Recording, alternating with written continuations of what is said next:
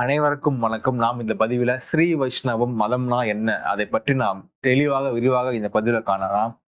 ஸ்ரீ வைஷ்ணவம் என்றால் என்னன்னா, மகாவிஷ்ணு என்கின்ற சொல்லில் இருந்துதான் வைஷ்ணவம் என்கின்ற சொல் பரிணாமித்தது. அதாவது மகாவிஷ்ணுவை யார் பின்பற்றுகிறார்களோ, அவர்கள் வைஷ்ணவர்களாக அழைக்கப்பட்டார்கள். அது என்னன்னா, மகாவிஷ்ணுவினுடைய வழி. அந்த பாதையை யார் பின்தொடர்கிறார்களோ, அதாவது திருமால் அடியார்கள், அவர்களைத்தான் வைஷ்ணவர்களாக நாம் அடையாளம் கண்டு கொள்கிறோம். சரி, இப்ப மகாவிஷ்ணுவினுடைய வழிதான் என்ன அப்படின்னா, மகாவிஷ்ணுவினுடைய அவதாரமாக இருக்கக்கூடிய கிருஷ்ண பரமாத்மா உபதேசித்த ஸ்ரீமத் பகவத்கீதை, அதுதான் மகாவிஷ்ணுவினுடைய வழி. அந்த பகவத்கீதையை யார் பின்பற்றுகிறார்களோ அவர்கள்தான் வைணவர்கள், அவர்கள்தான் வைஷ்ணவர்கள். அதுதான் ஸ்ரீமத் பகவத்கீதையில் கண்ண பரமாத்மா கூறியதுதான் ஸ்ரீ வைஷ்ணவ மதம். அவரே சொல்றார், இது என் மதம் அப்படின்றார்.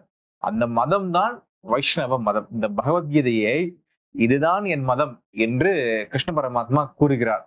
அந்த மதம் தான் ஸ்ரீ வைஷ்ணவ மதம்.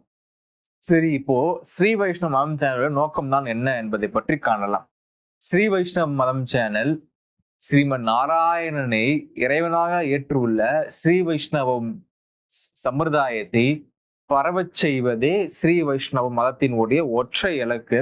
இந்த ஸ்ரீ வைஷ்ணவம் கொள்கையாக இருக்கட்டும், கோட்பாடாக இருக்கட்டும், தத்துவங்களாக இருக்கட்டும், இதை பற்றிய வீடியோஸ் மேக் பண்ணுவதே ஸ்ரீ வைஷ்ணவ மத சேனலுடைய ஒற்றை நோக்கம், ஒற்றை இலக்கு.